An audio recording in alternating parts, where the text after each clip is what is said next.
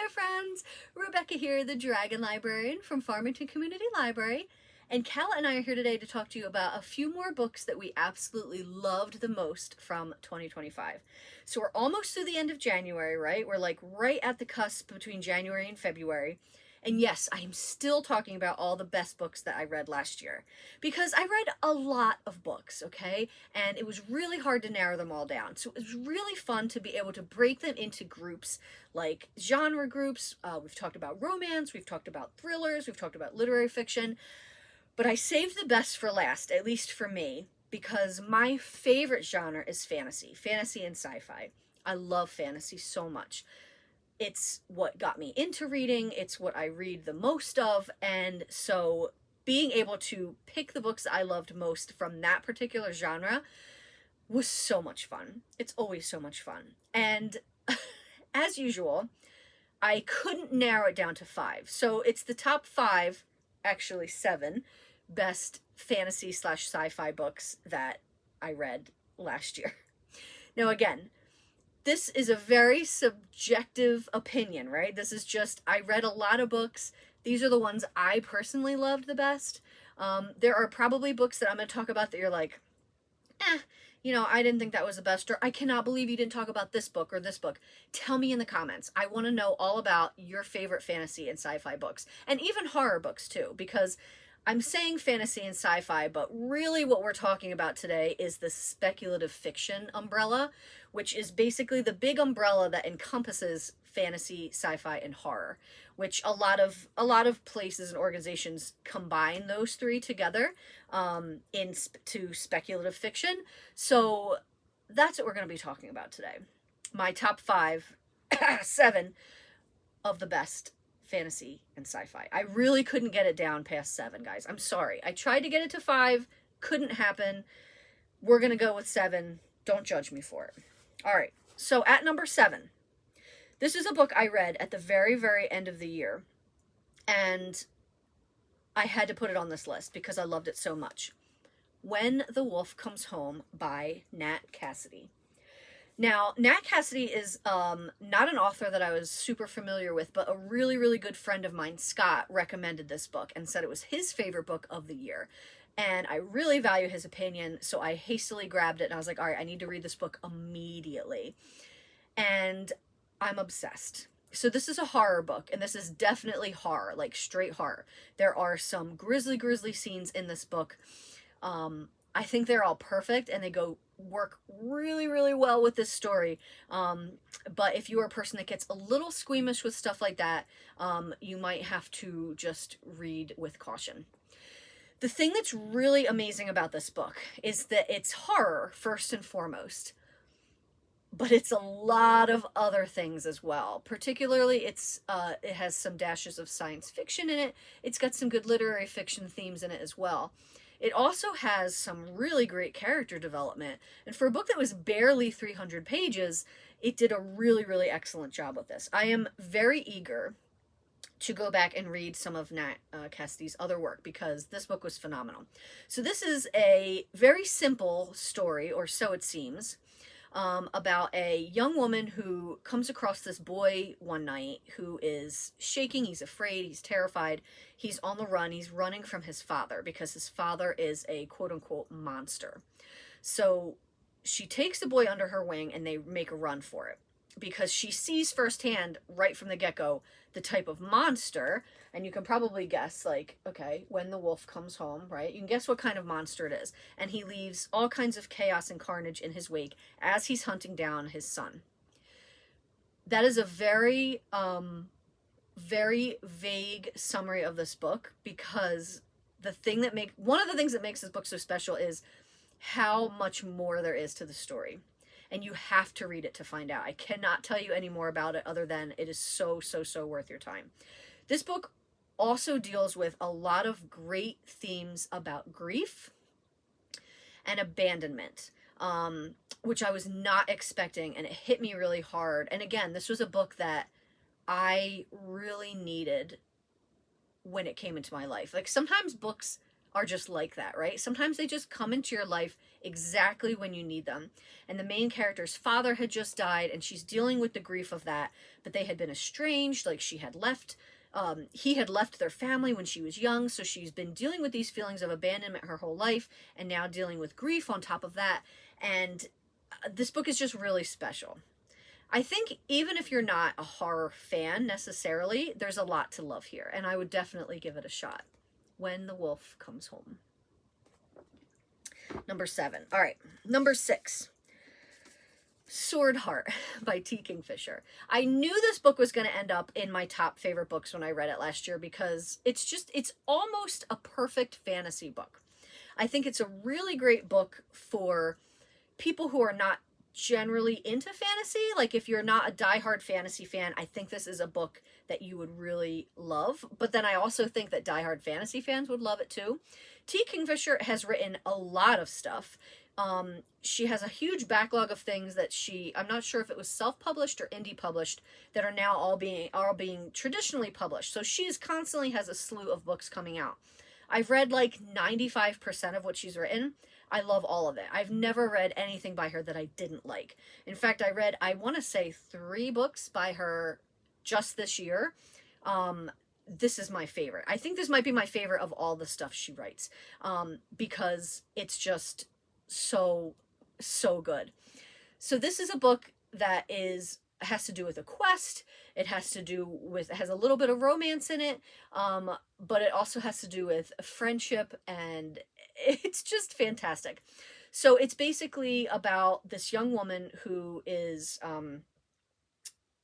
her uncle, I think it is, has just died, and she's been left the house that they live in, and she's been left everything, and her cousin and aunt are very much opposed to this, to the point where they think they can try to bully her and lock her up in the house to try to convince her to marry her cousin and basically get all the stuff turned over to him. This is when she discovers that amongst her uncle's huge collection of artifacts and things like that there is a sword in this room, and she takes it up and thinks she can use it to defend herself against these guys. And basically she discovers that there has been a man stuck in the sword. This man has been trapped in the sword, and now he is out of the sword, and they are the most different personalities you could ever imagine that now have to work together for a common goal. And it's such an odd couple story, which I really absolutely just love. And watching these two these two completely different personalities have to try to work together and go on a quest is so fantastic. I also really like that the protagonist in this, the female protagonist, is older than like 17, 18, 19, 20. Even in adult fantasy, I think there is this huge thing that we see where like almost all of the adult women in the stories are like at the latest like late 20s. And no, this woman is like older than that, like a little way older. So it was so very nice to read a book about a not like a 20-year-old. Love this book so much. I think everybody, and it's a standalone, so you don't have to worry about it being a part of a series and having cliffhangers and stuff like that. So this is a one and done story. It's so good. Highly recommend it for people who are just starting out in fantasy or maybe want to try it out. But also diehard fantasy fans will love this too. So far, I want to say this is my favorite T. Kingfisher book. But we'll have to see what she comes out with next. Swordheart. Okay. Now we are moving into the top 5. 6 and 7, now we're at 5. Bury Our Bones in the Midnight Soil by V.E. Schwab. V.E. Schwab is one of my top 5 favorite contemporary authors. I love her. I adore her. I love everything that she's written. This was such a highly anticipated book for me. I've been following all her stuff about it on social media and was just like foaming at the mouth waiting for this book to come out. And it did not disappoint. I went into it with high expectations. I left the book very, very satisfied. This is the same author as the Addie LaRue book that I cannot think of the full title of. The Many Lives of Addie LaRue? That's not quite it. The Invisible Life of Addie LaRue. I knew it was something like that. So this is the same author of that, and that book was very, very wildly popular. This one is very different. It's similar in some ways. This book does jump around time-wise. The way she was pitching this book to her fans and everything for, like, since the concept to when it came out was toxic lesbian vampires. Boom. You had me at every one of those words. I feel like this book was written for me. It is exactly what I ever wanted. It is just these irredeemable, horrible vampires who are in these toxic relationships with each other, and it's just phenomenal. You see how all of their, like, that you start out way, way, way in the beginning with a one character, and the book splits through a few different ones, goes back and forth through different times until all their stories start to converge, and it's incredible. It's just so, so, so good. I think if you love the way she writes, if you've read other things by her, it's more of the same. I think she's just absolutely phenomenal. She just has such a way with words, and such a way with feeling, and such a way of just painting this beautiful story. It's like a tapestry of words upon the page. Absolutely glorious. Bury our bones in the midnight soil. Give it a try. Okay. Number 4. The Night and the Moth by Rachel Gillig. First of all, can we just whoa with this cover? It's so pretty. Oh my gosh, look at the page edges. Help, it's gorgeous. Now I will start off and say, out of everything we've talked about so far, they've all either been standalones or things that are, everything's out already. This is the first part of a duology. The second book comes out later this year. I want to say April, late April, maybe early May. Yes, this book ends in a cliffhanger. I'm very sorry, but it's so, so worth it. I love this book so much. Like I said, it's part of a duology, first book. This was my first book by Rachel Gillig, but it was not her first book. She has another duology that she wrote that was really, really popular, and so the fans were clamoring for this book. So it was very highly anticipated by everyone. I haven't heard of anyone that's read it that didn't absolutely love it. I thought it was fantastic. So the thing that's really interesting about this book is it takes place at this abbey. There's this really fascinating religion that surrounds this whole story. And the main character is I don't want to say a nun, because that's not the right word for it, but she's living in this abbey. She is one of these, like, cloistered sisters, and they start dying. Her sisters start dying one at a time. And she has to go out on this quest into the world, which she was not ever expecting to do, to be able to figure out what is happening. There are all these conspiracies and betrayals, and people she thought she could trust that she couldn't, and people that she hates right from the beginning. Cough, the love interest, she ends up really being able to rely on. I just thought the two things that really caught me with this book were the way that this author wrote, which was just beautiful. Beautiful, beautiful language, beautiful descriptions, and how unique the story is. The story was so unique. I loved, loved, loved the way that the religion was woven through everything. The fabric of not only our main characters, but throughout the entire world. Like, this whole world is built around this religion, and the tales that are encompassing it and everything was just absolutely gorgeous. Love this book. It is a fantasy. It could also be considered a romantasy because there is romance in it, but the overwhelming aspect of this book is the fantasy element, which is why I grouped it in this video and not in the romance video, because it's, in my opinion, more fantasy than romance, and it's such a beautiful fantasy. The Night and the Moth. Highly, highly recommend. I mean, come on, look at this cover. Oh, beautiful. Beautiful. Okay. Number 3. Ugh, this is a heavy one. I had to, like, get both hands lifted up. King Sorrow by Joe Hill. Now, I was very, very lucky to have met Joe Hill over the summer and get this advanced reader's copy of the book. He is a darling, darling man, son of one of my other favorite authors of all time, Stephen King. And this book, when I first heard about it last year, I was so excited to read it because it had so many elements of things that I really love. It has a dragon in it. It's dark academia. It's like the story of this group of friends that are bound together in this like really weird, toxic way. I love all of that stuff. So I was so excited when this came out. But even I, going into it with all of these expectations, did not expect to love it as much as I did. So this book is about a group of college friends who, one of the friends is being blackmailed. I'm not going to get into the details of that, but they're getting blackmailed and they don't see any way out of it. They find this spell, this thing to summon this dragon called King Sorrow, and they think, all right, we're going to do this, we're going to do this spell, we're going to do this ceremony, we're going to summon him, and he's going to take care of this problem. He's going to eat the people, he's going to destroy the people that are blackmailing our friend, and then we'll be good. Okay? They don't really expect it to work, you know? It's like all fun and games until the dragon is summoned, right? So King Sorrow comes and he takes care of the blackmailers and everything's good. Only what these students didn't realize is that this pact that they entered with this dragon was not a one and done deal. Every single year now on Easter, they have to choose somebody else to sacrifice to King Sorrow. And if they don't pick a person, he will eat one of them every year. So now the book starts with these kids in college and this happening.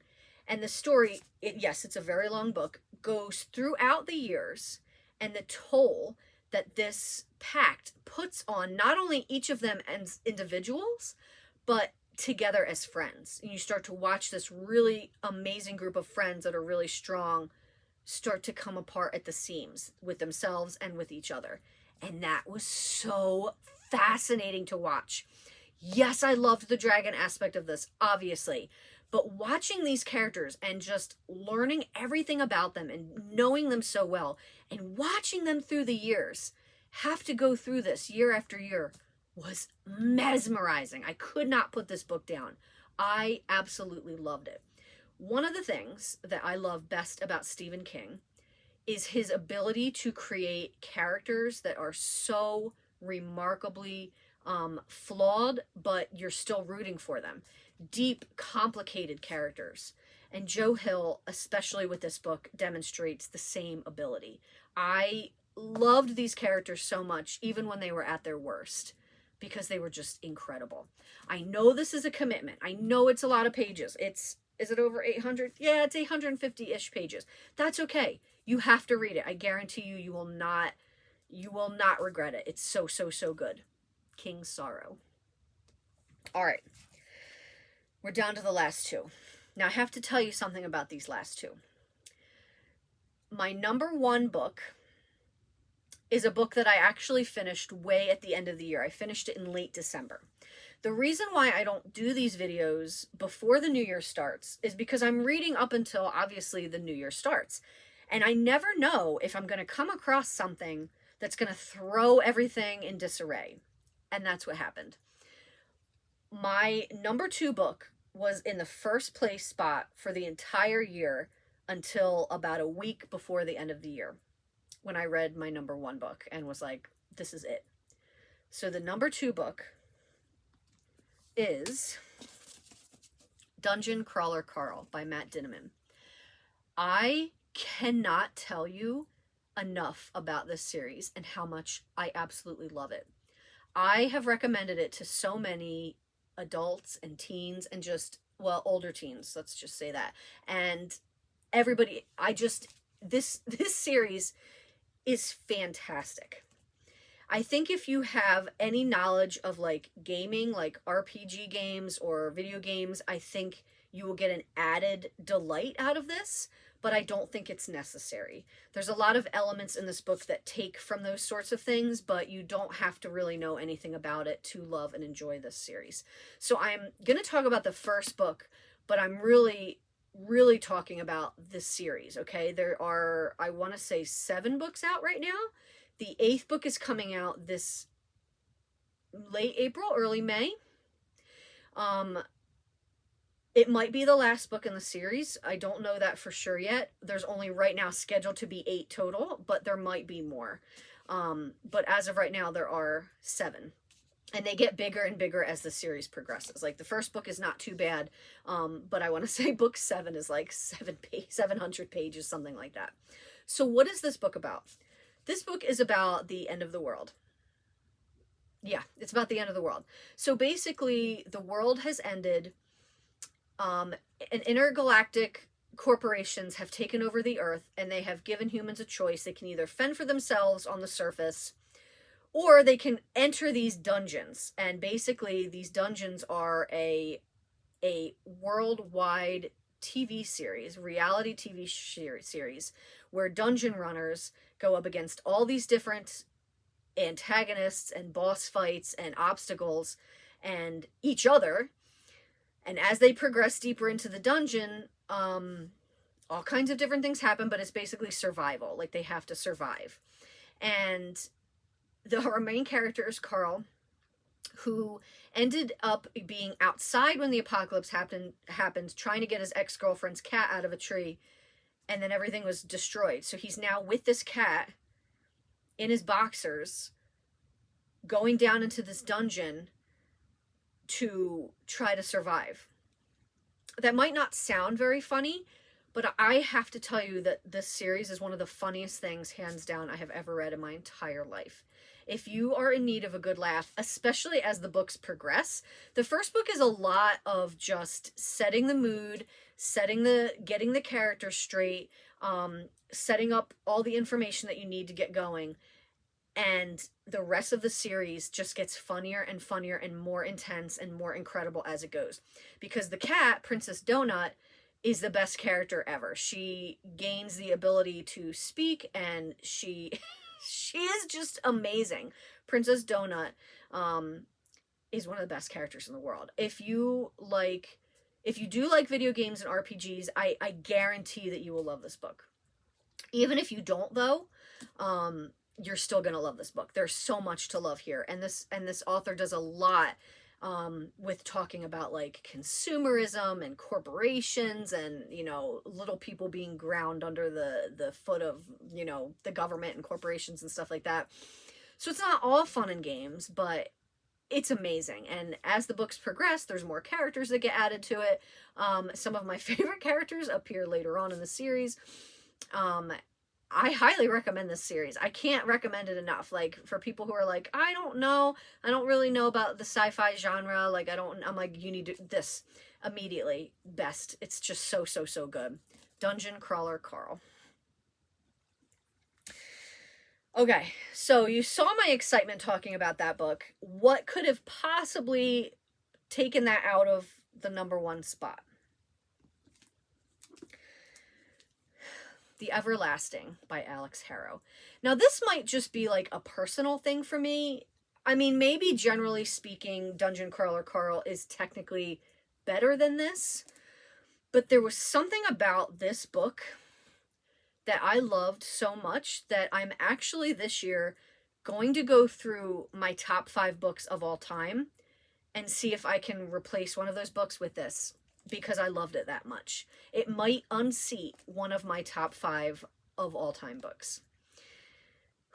That's a big deal, people. I don't know if you know about that, but that is just a really big deal to me. I love this book so much. So I talked about it a couple months ago, so I'm not going to go into too much crazy details about it, but it's basically the story of this tale of this hugely overblown, powerful knight that has saved a realm, and all back in history, and you're in present day with this scholar who is studying the tale, and he comes across this book where he's going to try to translate it, and then because of a series of circumstances, he goes back in time and meets this knight. And there's not a whole lot more I can give you about this without spoiling it, because there's a lot of twists in this story and a lot of turns and a lot of things I didn't see coming that I don't want to give away. But what did I love so much about this book? This book was so beautifully written. I just don't even have words. Like, I love Alix Harrow. I've read everything she's written, and I think she's a phenomenal writer. This book, I don't know how she's going to ever top it. it was just one of the most beautifully written books I've ever read. Another book I think that if you are not a huge fantasy person to begin with, I think there's a lot to still love here, because there's a lot here. There is the time travel aspect of it. There is the aspect of it of the importance of stories. There is the aspect of like history versus story, you know, because of course once he goes back in time and he meets her and he sees how things are so different between the story that everybody in the country has been told versus reality, versus the motivations of everybody in the story. And oh my god, the love between these two characters, I can't even comprehend it. Like, it was just so beautiful to me, so beautifully written. It's got to be one of the best books I've ever read, ever, which, like I said, is probably going to mean I might need to unseat one of my other previous books. I don't know. But if you read one fantasy book this year out of just beauty and poetry and just want just this gorgeous story, make it this one, The Everlasting by Alix Harrow. Well, that's what I've got for you guys today. I hope that there are some books on here that you're really excited to read if you haven't already. Maybe there's new things that you haven't heard of that will be put on your to be read list. And again, like I said, if there's things that I didn't talk about that you think are even better than these books, let me know in the comments. I want to hear about some of your favorite books that you read last year. And those were the top 7 fantasy, sci-fi, horror books that I read in 2025. Thank you so very much for watching, my friends, and I hope you have a wonderful, wonderful rest of your day.